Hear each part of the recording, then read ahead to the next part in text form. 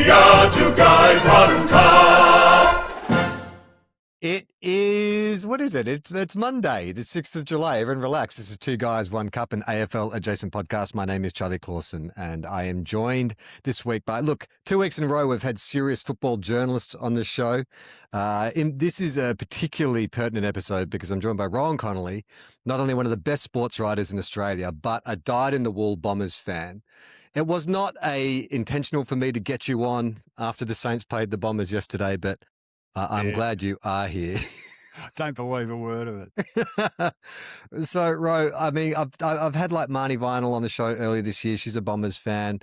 I've had lots of people try and diagnose what is going on at the hangar. Do you have a take on where the club is at and what to do? Yeah, but you're going to need a podcast series, not just one episode. I mean, it's got to the stage where people just ritually get me on their podcast to hear me bag Essendon, and I hate doing it, but it's just like this club is at its absolute lowest ebb in its history. There is no question about that. And people say, well, what about the drug saga? But at least whilst that was going on, they had vaguely competitive teams. And in actual fact, ironically, probably their most competitive teams were right at the heart of the drug saga in like 2013. So, and it's just been this, one poor decision after poor decision. I think, the erosion of whatever sort of successful culture there was there. And I always say this, the longer a club goes on without success, the harder it is to set up the systems that produce success. And then even in the course of this year, I mean, like you go back to the start of this year, and I thought they were going to be pretty rubbish, but I thought, look, they'll win their share of games. But it's just lurched from bad to worse. And even now to the point where some people who were all for Brad Scott getting the chop are now going, oh, gee, I wouldn't mind being as competitive as we were then, at least, at least we won a game then. So it's now, I've lost count of it, to be honest. One win from the last 27, I think. Yeah, it's so baffling because not only like an Essendon, it's a bit like Carlton in the sense that off the field, like Essendon is still a very powerful club in terms of like a wealthy club, lots of very powerful coterie groups. But it does seem to be like the whole discussion around James Hird, like should we get James Hird back, seems to encapsulate what might be at the problem of the Bombers, which is this inability to let go of the past or to acknowledge the issues that are in the club at the moment. Like it's funny because as a neutral fan, I sort of look at this discussion around Hird and it's like, okay, I mean, I understand, like everyone loves the romance of bringing back like a former great. And, he obviously knows the game very well. But is it a case of you just need to get him back to scratch that itch? I think Joey Montagna said it's like the high school, sweetheart. It's like, do you just need to go and just make sure that this isn't the love of your life before you move on? Like, is that what the Bombers need to do? Well, you don't. I would argue very strongly you don't need to do that, but they think they do. And this is half the problem. This club has created this mythology around itself, but it's all based on, the success of now 30 years ago and prior to that, which is absolutely irrelevant now. And that's what annoys me because look, I'll say this from the outset. If James Hird ends up coaching Essendon, great. Look, I'll get on board. He was a terrific player, champion. I quite like him as a person, but the fact is he wouldn't even be seriously considered as a contender for any other coaching job. So why Essendon? It's this silly thing that, Essendon's got a different DNA. It's, another coach won't survive. I mean, it's the worst possible premise to be appointing a coach, I reckon, that if we don't appoint this coach, all hell's going to break loose. That's all the more reason, I think, to sort of dig your heels in and people, well, then again, the argument against that is people tried, a succession of sort of people from outside the club have tried in all good faith and they end up getting torn down because at the end of the day, I think people will accept outsiders. I mean, the greatest irony here, of course, is that Kevin Sheedy was the ultimate outsider. And he came in and put his stamp on the club. And then, sadly, in some regards, becomes part of the problem. But there's nothing that creates a fantastic culture like winning. It's remarkable. Who'd have thought? And I would argue very strongly that, look, I think in the end, Brad Scott, the idea of Brad Scott and what Brad Scott would do ended up being a lot more than the reality was. I think, there are a lot of stuff I think he was questionable on, very conservative in terms of selection and mixed messaging and stuff like that. But just hypothetically, had it worked, had he continued to elicit improvement from the side and gone on and played finals, and then, people would be quite happy for the outside Essendon stuff to go on. So, look, I've written so much about this, I've talked so much about this, but the coaching stuff, that's just, it's a tip of the iceberg, really. You've got a whole lot of stuff. You've got development that was just shockingly ignored for 20 years. You've got a club that sort of got to that glorious 2000 premiership and then drowned in its own hubris and sort of, was so intent on becoming the Manchester United of Australian football. Yeah. It's sort of ironic because they've sort of gone a similar way to Essendon, really. Took their eye off the ball with pure football stuff, and then sort of 10 years later, it's sort of like, oh, hang on, we don't spend as much on our football program as other clubs. Our facilities are far more outdated than other clubs. We stuffed up our salary cap. So, within that, that was a crucial moment when within 2 seasons of that 2000 flag, you had 4 pivotal players in Damien Hardwick, Blake Carousella, Justin Blumfield, and Chris Heffernan all have to be cast aside for salary cap pressures. Then you had Sheeds hanging on too long and trying to protect his legacy and sort of limp into the finals with cast-offs from other clubs. So recruitment and list management was ignored.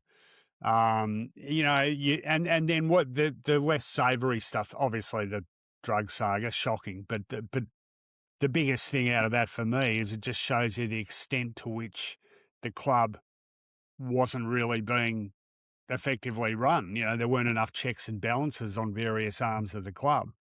And then you see the sort of influence of the various, not just the coterie groups, although, their power has been enormous, but patrons outside the coteries. Now, the latest thing is, Paul Little, former president.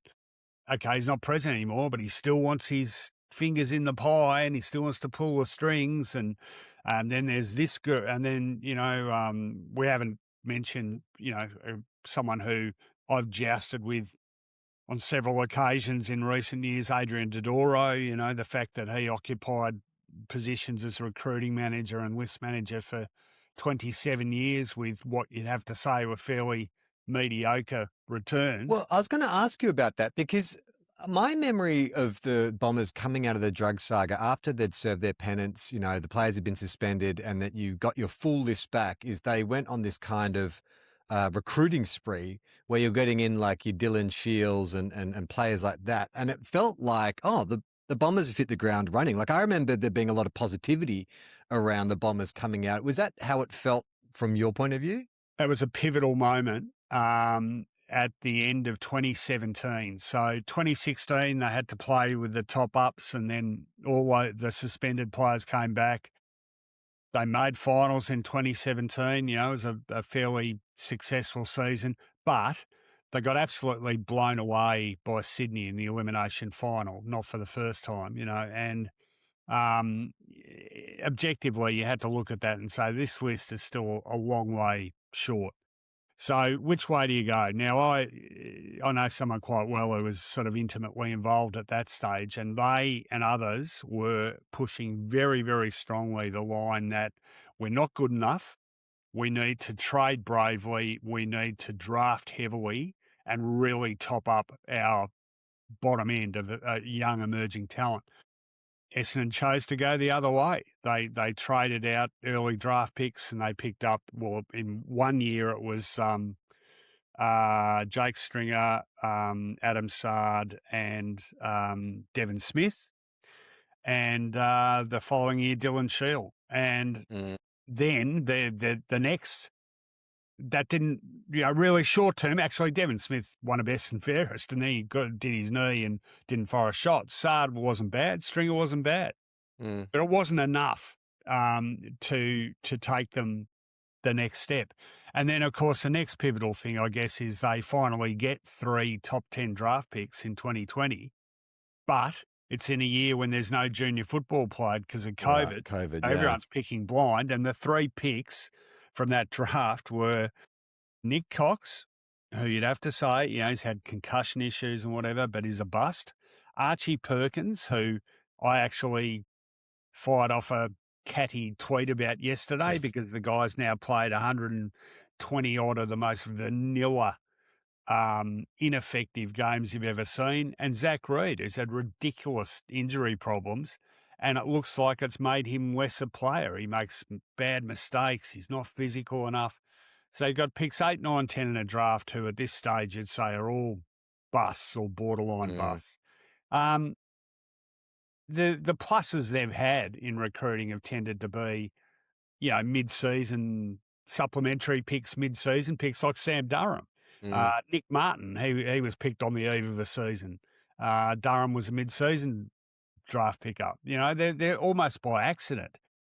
But, that's one aspect of it. That the players come into a culture which is poor. The thing most Essendon supporters right now are angriest about, or I am, it's a long list, but number one for me is that the leaders, so-called leaders of this side, they've been pathetic. I won't mince words. They have been pathetic this year, the example of those most senior players. Zach Merritt's sort of running around half rat power knowing he's going to be going elsewhere. We know he doesn't really want to be there. Andy McGrath, smart guy, nice guy, but he's never going to pick a game up by the scruff of the neck and drag his side along with him. Darcy Parish is I think, a pretty selfish possession accumulator. Kyle Langford had a brief moment where he was a really effective forward and then missed a chance to win a game on Anzac Day 2 years ago and has just blown a woofer valve ever since, hasn't fired a shot, all been injured. The injuries are a constant issue that, they've replaced their fitness department several times over. It's just nothing they try works.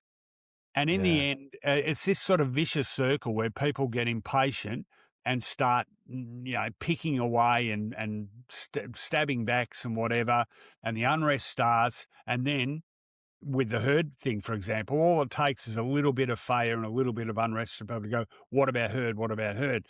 And so I understand why people are saying, oh, look, just do it, and if it works, great. And if it doesn't, at least we don't have to do it anymore. Yeah.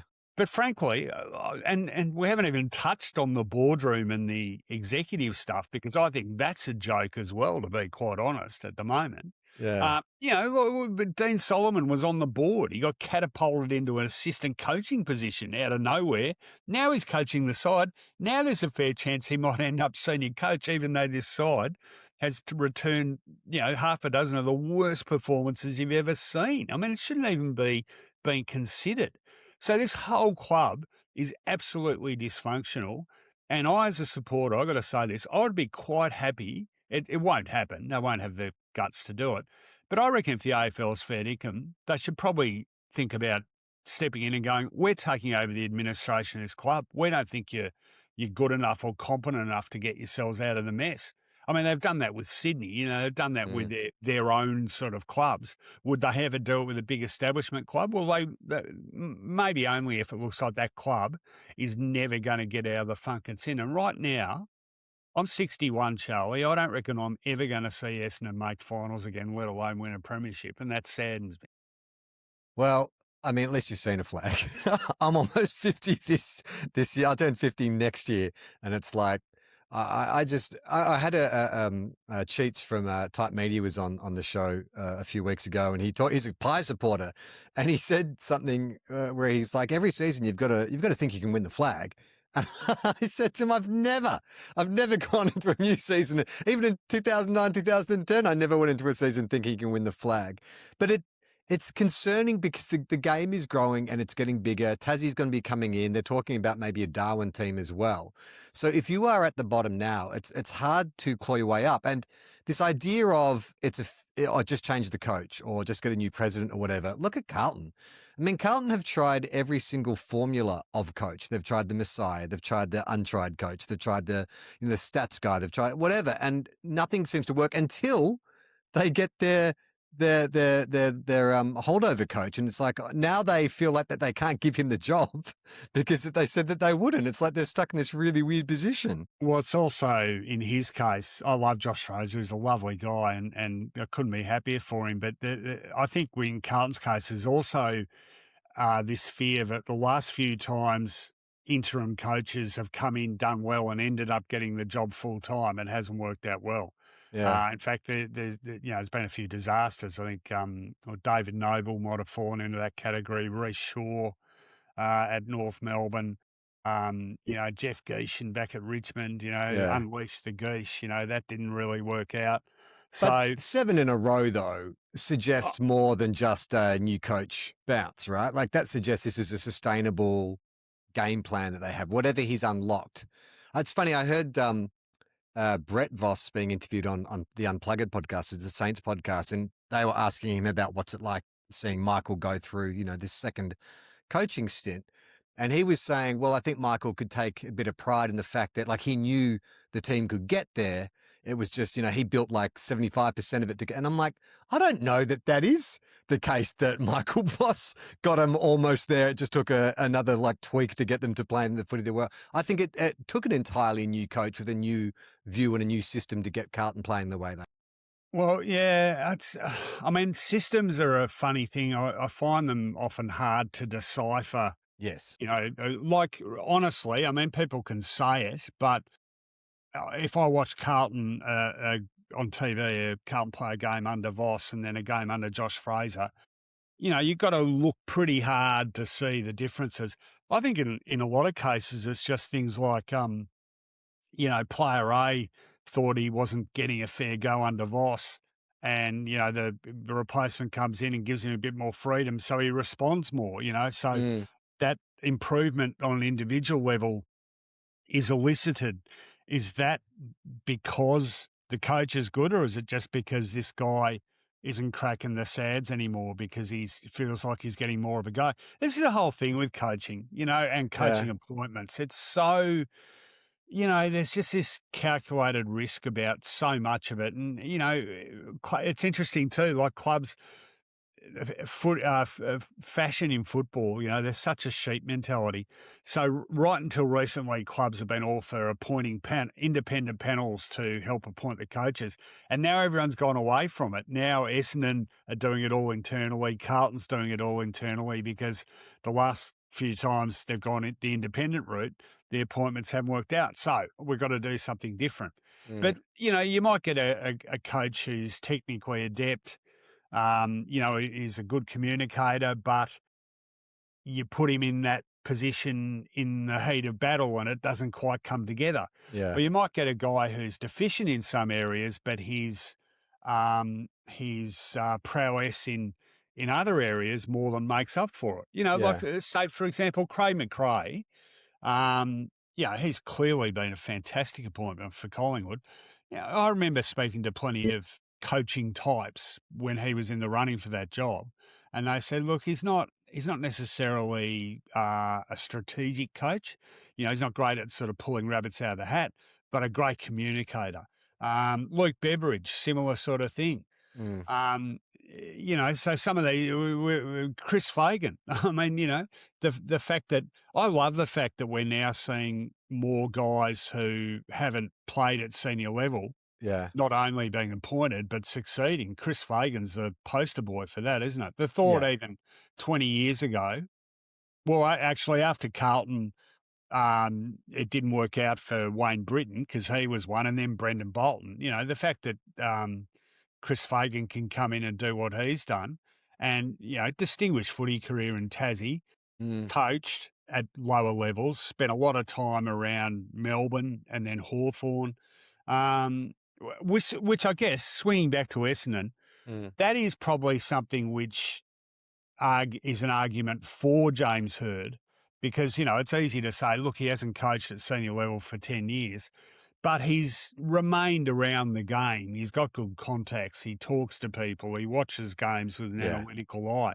So I don't think people are prepared now to say, unless you've been sitting in a coaching box for X number of years, that's the way it should go. But you didn't ask me, but I'll tell you anyway. If you ask me who should be coaching Essendon next year, and they may have approached him and he may have quite sensibly said bugger off, I'd be moving heaven and earth to get John Longmire, because I think not only has he got the runs on the board, but he is a strong, strong individual. And I will say that about the Essendon DNA thing. If you're a young assistant type, and you're not old enough to have played politics and known, how people want you to scratch their back if they scratch yours, blah, blah, blah, you're going to get chewed up and spat out. So anyway.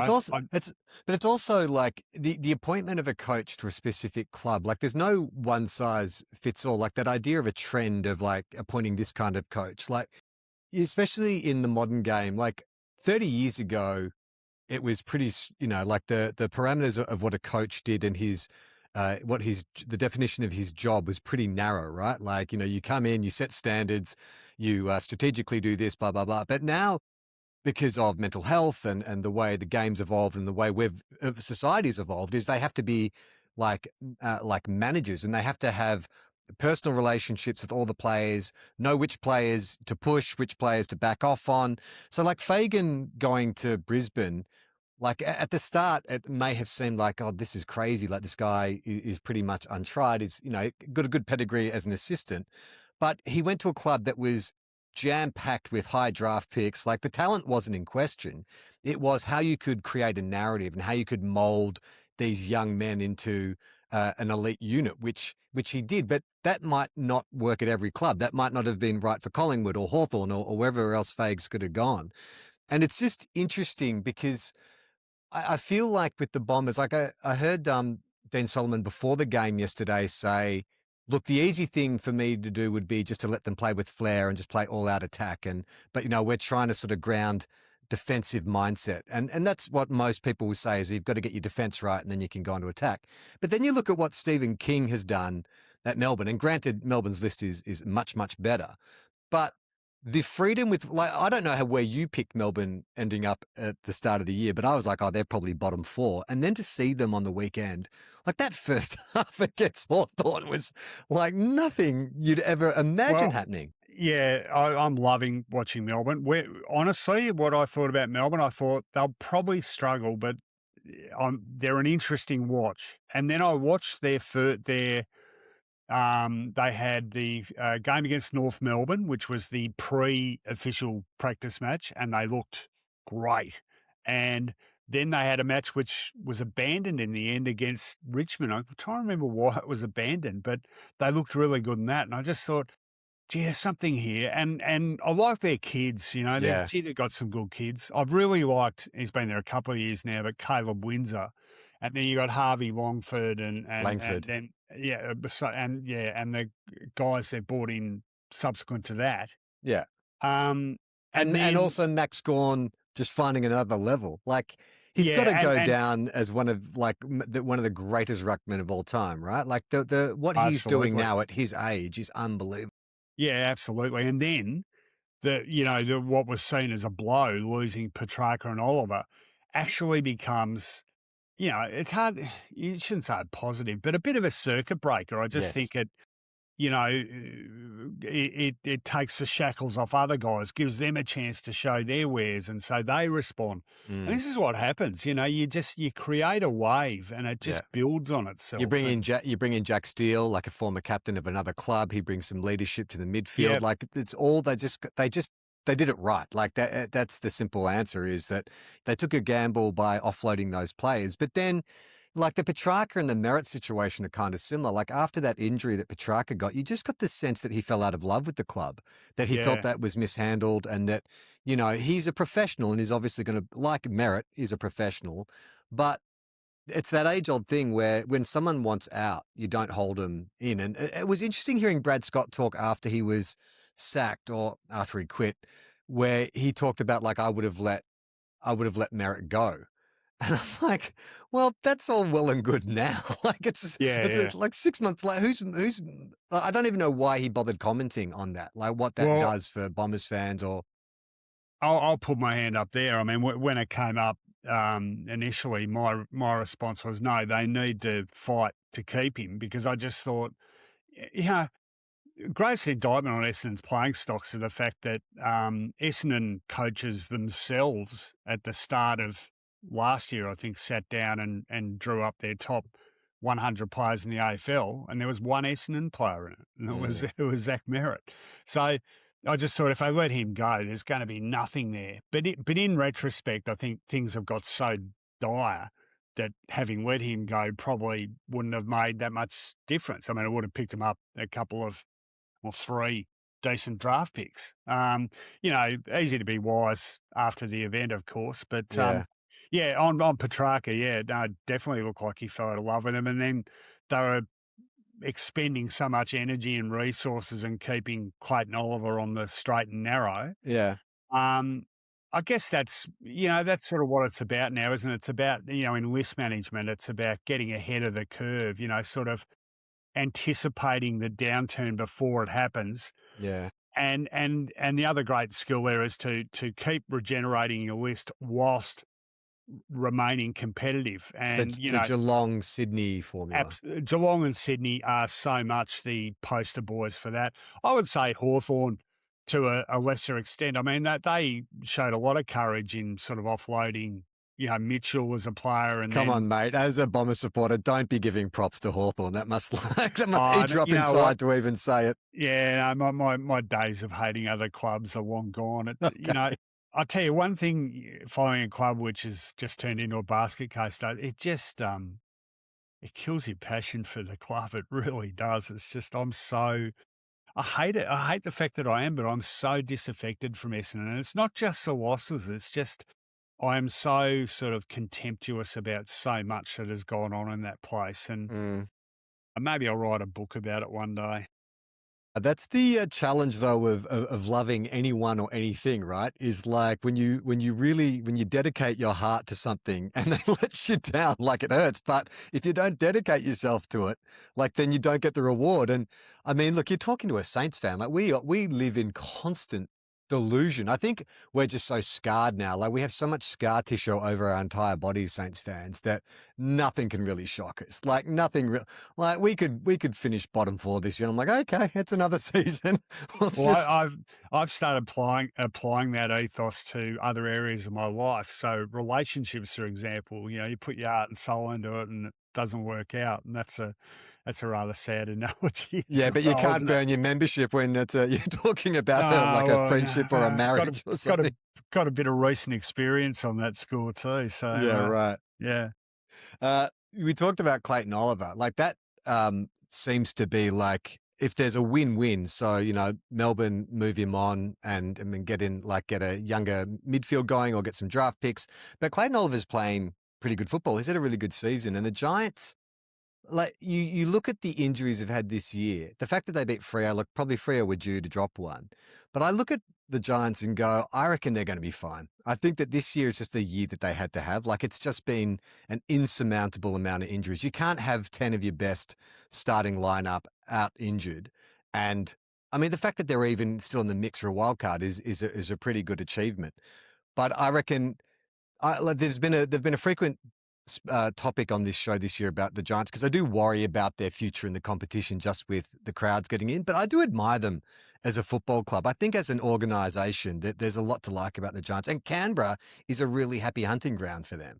Yeah, I wrote a column about just this a couple of weeks ago, actually, and it's they're intriguing because on field first, I mean, their best is as good as anyone's. I mean, look at that incredible third quarter against Brisbane with the 14 Yes. goals. That was just phenomenal. It's the best quarter of footy anyone's played for a long time, and then knocking off Freo. And I always thought they were a chance to do that too, because they'll just have those days where they pull one out of the box, but then they'll have, ones where they can't sort of get it together. Injuries have just been cursed with virtually every season I can remember. It's remarkable how some clubs get hit with the injury stick and others don't. But yeah, look, I've tried to be a believer in terms of growing the game and getting, developing a culture, feeling like a genuine footy club.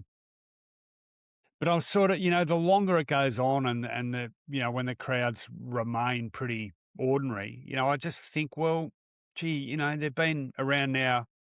This is season 15. They've been in a grand final. They've played in, 3 or 4 preliminary finals, consistently played finals over the last decade. Great stars, play an attractive, exciting brand of footy. Nothing seems to make a difference. And,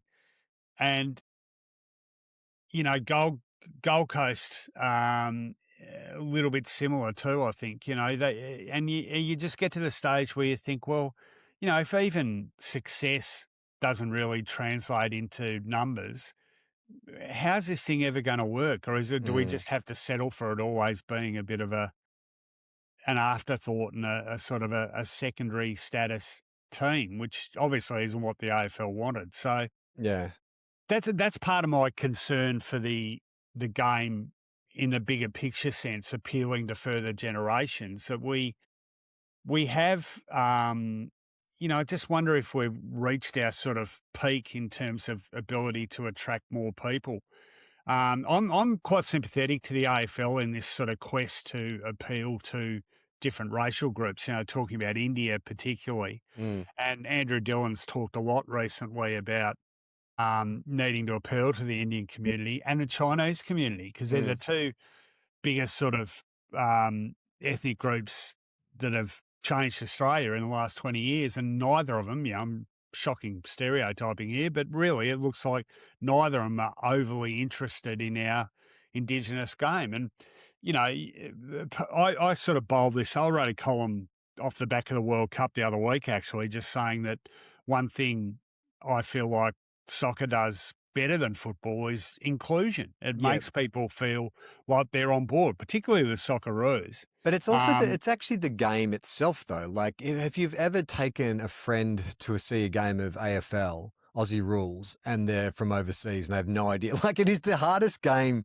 to explain. Like, soccer's pretty basic, basketball's pretty basic, but we have the rules and the skills involved in football are so confusing. I actually was at a friend's birthday a couple of weeks ago, and she's a Kiwi, and it was all Kiwis. And I was eavesdropping on a bunch of them talking about watching Aussie rules, and they were just complaining about the game. It's like, what are they even doing? They run around in circles and the ball bounces back and forth. And it was really interesting hearing their interpretation. And I get it, because the game does look chaotic. At the huge field, 36 players, and when it's a bad game, it can look like there's absolutely no system to it at all. And on TV particularly, it's as much as I love the game, it's a really frustrating game to watch on TV because the ground's too big. And, I don't know how many people you connect with in the TV industry, but I don't know who's doing the direction on TV broadcasts these days, but God, it's shithouse. The amount of close-ups and stuff they're constantly going for that offer you no context on what's happening. So guys picking up the ball near goal, you think, has he got a shot on goal here? They go to the close-up. You don't know where he is. You don't even know which half of the ground he's in. And it's sort of like the constant sort of focus on the visual rather than allowing people to make sense of what's happening in the game, which I would have thought myself was a bit more of a priority. It's got to the stage now. Sorry, this is a real hobby horse of mine. I was going to say, of all the hot button topics, I was expecting you to wax lyrical on. I didn't think vision mixing in the booth at the Fox Footy was going to be a pain in the ass. I'm sitting. I watch more and more games on TV now, and I'm sitting there and I'm going, "Show us the goals. Where is he? Is someone on his hammer? Is he clear?" This obsession with the close up. Just stay with the wide shot.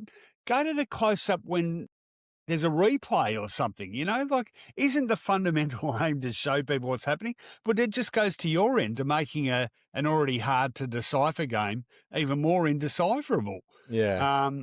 So, but to get back to the point, I think the AFL has made genuine attempts to be more inclusive, to ethnic groups, to women, on things like gender and sexual preference and stuff like this. And they cop a whack all the time over it. But the people they cop the whacks from are the people who would still have women serving in the canteen and not Playing on the occupying ground. executive positions. Yeah, and Yeah. we're just the game will die unless it embraces these things because the Australia of today is so incredibly different from the Australia of 20 years ago. And I don't know about you, but every time I step out my front door, I'm really, really aware of that fact, how different the country is now to, a couple of decades ago. Well, one thing that was a bit of a throwback was the halftime melee between the Pies and the Yes. Suns. Yes, it I haven't was. seen one of those in a while. No, it was good. It warmed the cockles of the heart, really, didn't it? Well, it's For kind all of the good wrong because you could enjoy all the bravado and stuff without worrying. Like 30 years ago, you'd worry that someone's going to get a broken jaw or going to get king hit or whatever. But it's more performative. It's more WWE this time round, isn't it? Well, this one, by the standards of contemporary mellies, it seemed to have a bit more life to it. Yeah, Yeah. I'm always pretty cynical about it. I tweeted something a couple of weeks ago about there was those ones now where guys get in each other's face and then they just grin at each other. What's Yeah. that about? You're supposed to be aggro at some guy and you're just grinning at each other saying like, oh, you don't scare me. Is that what it's saying? I don't know what it is. Well, I think so many of them grew up playing together. Like it's also that thing too. I know it, like all the old timers, it really bugs them after, as soon as the siren goes, you'll see players like someone's just, your team's just lost by 6 goals and you're having a laugh and a chat with the guy that you grew up playing with. But I think that's just, as we've moved into a more professional modern game with things like free agency and stuff, like you've got to accept the fact that, well, yeah, they're just contractors at the end of the day. Like, they'll play for the club and they'll be professional about it. But at the end of the day, they're just independent contractors. They'll come to your club for the term of the contract. Spot on. And you might say that's cynical, but I think that is absolutely the truth. And I think, again, getting back to Essendon, it's a different, I sort of understand why these guys are like this, but they're in a workplace. And I don't think players have the same degree of emotional attachment to the club they play for as they used to. I mean, I go back to, I can remember, for example, Mark Harvey, right? Mark Harvey is my age. He grew up on the terraces at Windy Hill. I can remember the first time I did an interview with Harves. It's back early 1993 it was. And, we ended up spending like 2 hours together or whatever because we were just talking about, I remember this game and I remember, this, I was behind the goals at the Napier Street end, blah, blah, blah. I just don't reckon that happens much anymore. And the kids that come into the system are, they come through these elite pathways. There's that whole private school thing, which is another bugbear of mine, the extent to which AFL football's become the province of the, very comfortable upper middle class private school belt. You don't get that sort of range of classes and different backgrounds and stuff. But these guys come into a system, they're playing elite level footy from a young age. They probably don't have the same level of club affiliation. They're not growing up going to the game every week and getting there at 11 a.m. and sitting on the wooden bench watching the reserves waiting for the seniors. You just don't develop the same level of connection with the club as people of my generation did. And I understand it. And it's also that, globalization, the internet or whatever has made all these other sports as accessible and no different in a sense to AFL football. So, my son's in his mid-20s, and my daughter's 30, but they're as passionate about their English soccer clubs and my son will follow a team in La Liga or the Bundesliga or whatever, and they get up in the middle of the night and watch games and whatever, and to them it's not a lot different to watching Essendon. Whereas I won't say you're far younger than me, but my generation, we had the footy, we had cricket in summer.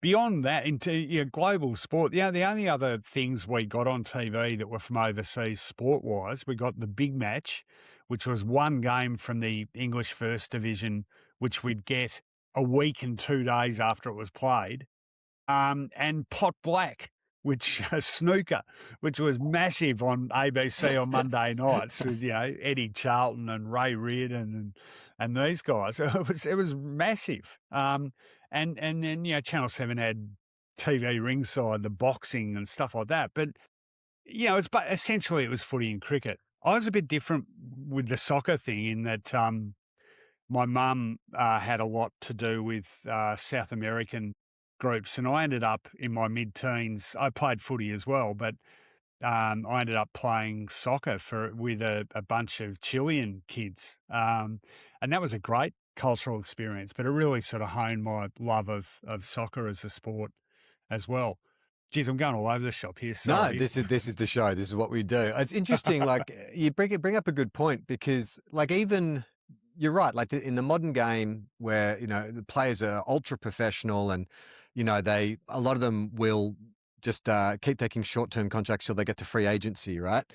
But you still have coaches when they're doing their pre-match address or whatever, talking about pride in the jumper, talking about backing up your mates and all that kind of stuff. I just wonder, like, what does that mean really now? Like, is it just sort of lip service? Is it just stuff that we go through? Or I've got to imagine that at the Lions, for instance, that when Chris Fagan is giving his, pre-match address before the grand final, that all those players buy in, right? Like there's got to be something where the players are able just to kind of, I don't know, just focus on the game, like week to week, as the cliche says, just focus on this week. And for this week, I'm a Brisbane Lion. And I mean, Lachie Neale, like they've pretty much stamped his papers. He's either going to the Saints, the Pies or the D's next year.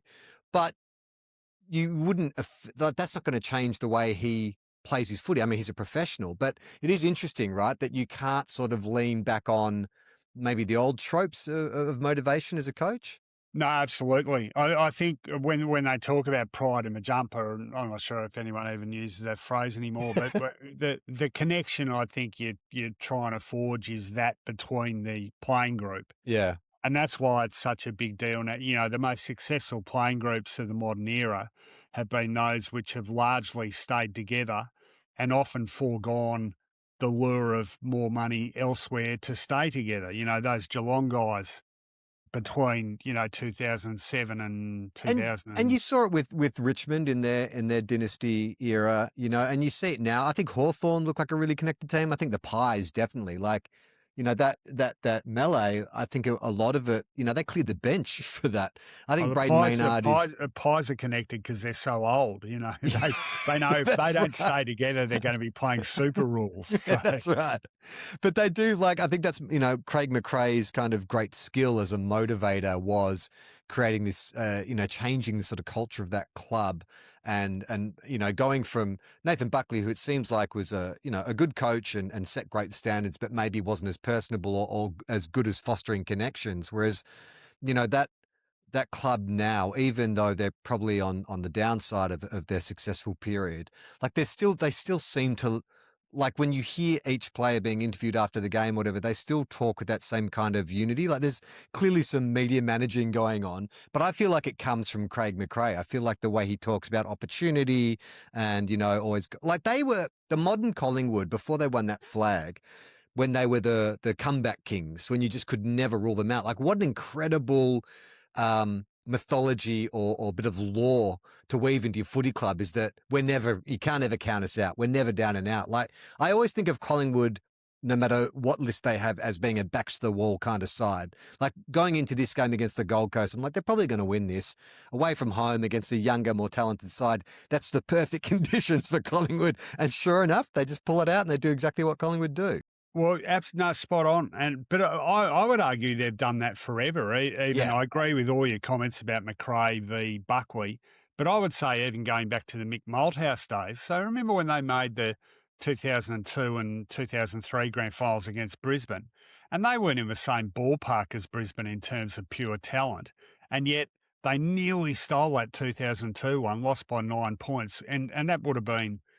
I remember it was quite riding. It was quite similar to 58 grand final when Collingwood famously stopped Melbourne winning 4 in a row. You know, like had Collingwood upset Brisbane in 02, that would have been one of the biggest grand final boilovers ever. But, and I think if that goes on for a while and it's seen to be successful, it creates a momentum. And then the players who thrive on that sort of pass that example on to the next group of players. And again, this gets me back to Essendon, that the longer you have the longer you go without success, the fewer examples your leaders have to draw on to say, yeah, that's the sort of thing that we have to do. That's the sort of standard we need to aspire to.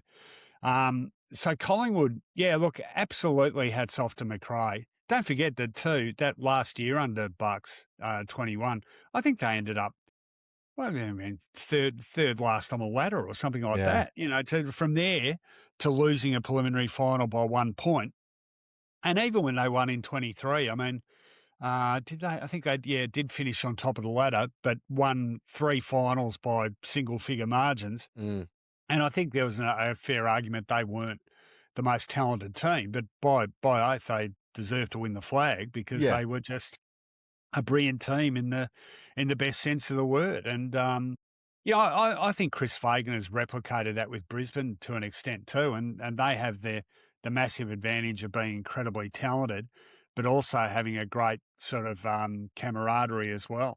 I look at Brisbane and, it's sort of making me laugh a bit when they lost 3 in a row and, the Giants blew them away with that burst, and then Geelong belted them, and then Freo beat them pretty comfortably, and everyone's saying, oh, geez, are they gone? And I thought, are they gone? You're kidding me, aren't you? Like they won their first flag coming from 5th.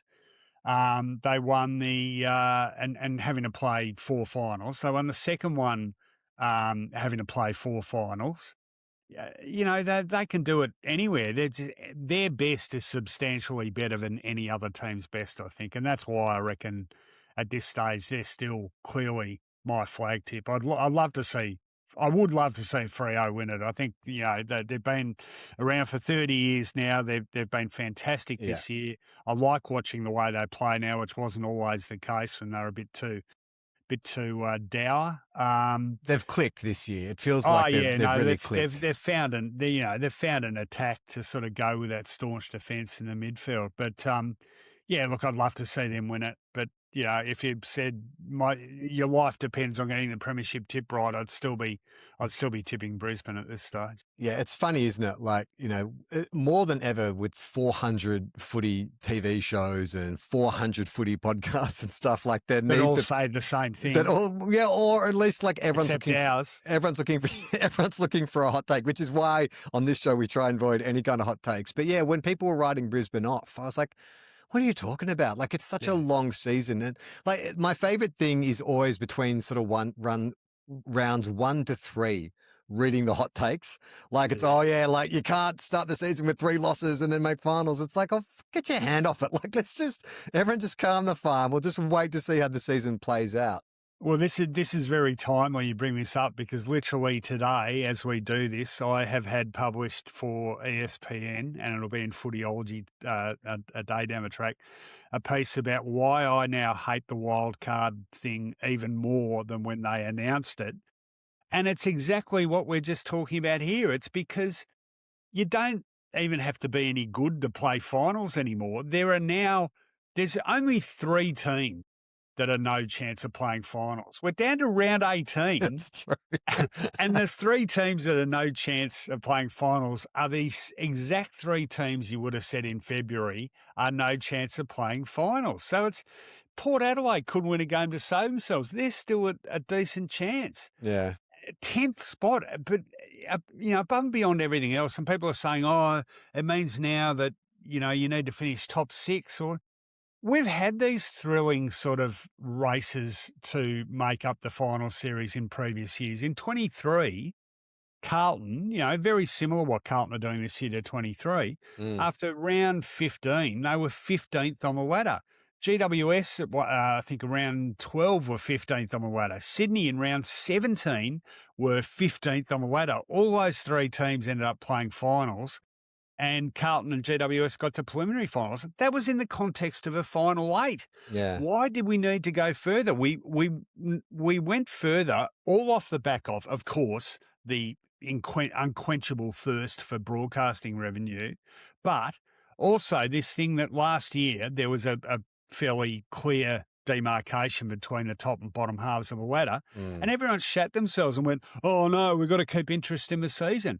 But that was an anomaly. The reality is that it's pretty bloody even, until you get to about the bottom third, and most sides are still some sort of chance. We didn't need this artificial extension of the season. You have 207 home and away games a year now, and 180 bloody something of them don't matter a toss because you get blown off the face of the earth. Oh, yeah, we can butter up. Yeah, we're still a finals chance. So what does it mean? All it does is it means people like me have less opportunity to write things saying, well, this is a critical game for them. Like I sit down to write one, I go, nah, it's not critical. They could lose their next 16 and still play finals, which means that the content creators have to look elsewhere for stories. And you know what that means, Charlie? Yeah. It means another 5,678 stories about frickin' Zach Butters and where he is going to play next year. I tell you what, I do not give a stuff where Zach Butters plays next year after all the crap I've had to endure about him. My God. Well, let's keep it more Essendon-centric. Where do you think Zach Merritt is next year? I think he'll go. Yeah, I think it's just I don't see any future in keeping him there really, and he should go with good will too. I think. I mean, he's been a fantastic servant of that club. Even this year, look, you can tell his heart's not really in it, but he's still probably going to win another best and fairest because he's still the best player in that side by a considerable margin.